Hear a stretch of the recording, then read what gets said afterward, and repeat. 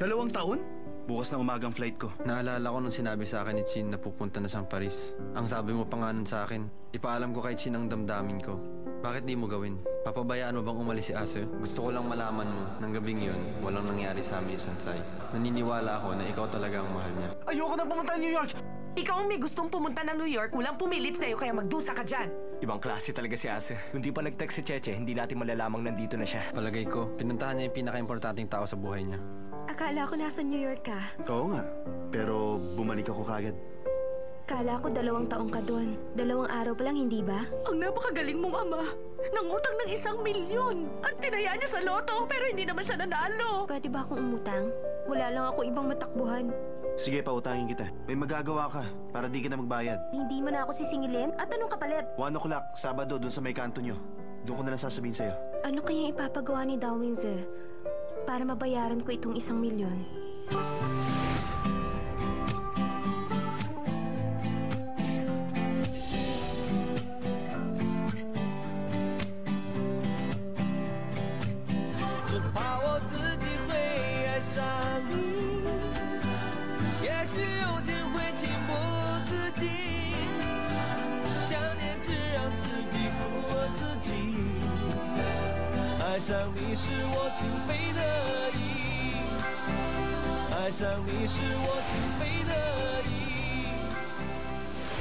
Simen, may girlfriend ka ba ngayon? May girlfriend ako ngayon? Tinatanong pa ba yun? Kailan ba ako nawalan ng girlfriend? Sige na nga. Pero sandali lang. Bakit mo ba kami dinala rito? Ano meron? May girlfriend ako na nag-aaral ng fine arts. Pumupunta ako sa art exhibits para makarelate sa kanya.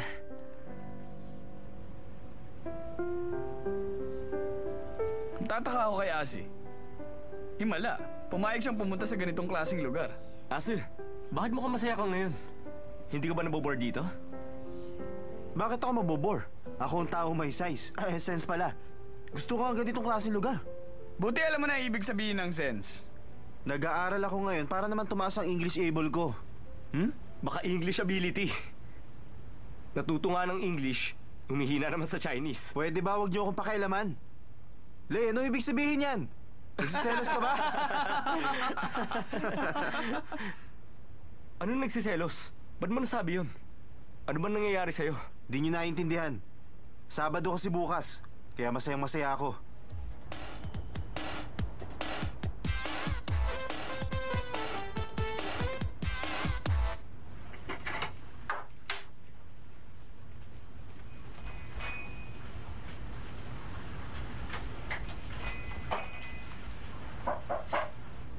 Sandali lang! Mrs. Wong, tuloy kayo. Sanchay. Salamat. Ang mama mo? Si Mama po, umalis po siya. Bakit po ba? Kasi... meron akong pupuntahan. Iiwan ko sana dito si Shaolon. Paano po yan? Shansai, may lakad ka ba ngayon? Ako po? May importante kasi ako nga asikasuhin. Pwede bang bantayan mo muna si Shaolon? Babayaran na lang kita. Pero Mrs. Wong... sige, di bale. Nakakahiya naman sa'yo. Doon na lang siya sa bahay. Tayo na, Shaolon. Kaya mo bang mag-isa sa bahay? May pagkain naman sa ref. Pag nagugutom ka, ay microwave mo na lang. Ituturo ko sa'yo. Mrs. Wong, may lakad po ako ngayon. Kung gusto niyo, isasama ko na lang siya. Talaga? Maraming salamat sa'yo, Sansay. Shaolon, magpapakabait ka. Susundin mo si Sansay, ha? O paano? Iiwan ko na siya sa'yo.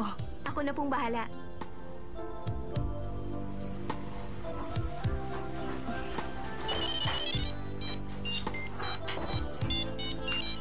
Oo, papunta na ako dyan.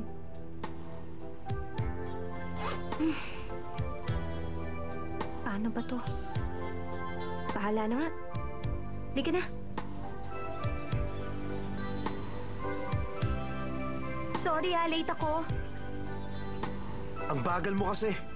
Lagi ka na lang late sa date natin. Date? Anong date? Di ba pag-uusapan natin kung paano ako makakabayad? Bobo ka.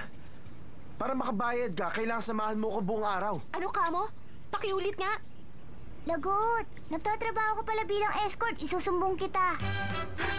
Sino ang batang yan? Anong sinong batang yan? Huwag kang bastos. Ako si Shaolon. Narinig mo ako?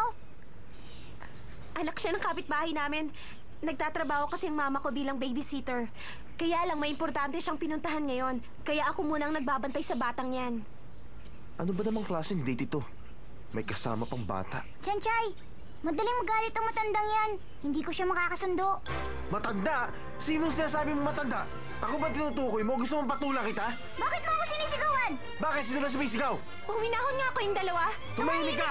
Away ito ng mga lalaki! Huwag ka makialam!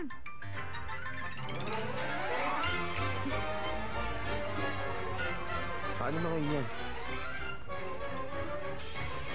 Diba sabi mo, dadali mo ako dun sa lugar na nakakatuwa? Sa zoo na lang tayo pumunta. Sa zoo? Ah, bakit kanina nung umasta ka para ka matanda, tapos ngayon nagpapakwit ka? Daw, Misa. Gusto mo ba talaga sa zoo? Oo. Teka, yung utang kong 1 milyon, pipilitin ko mabayaran agad. Pero ngayon, gusto ko, pumunta na lang tayong 3 sa zoo. Ayokong isama sa suwang batang yan. Huwag natin isama ang matandang to. Sino matanda? Huwag mo na patulan yung bata. Sasama ka ba o hindi? Ayokong sumama. 我自己会爱上。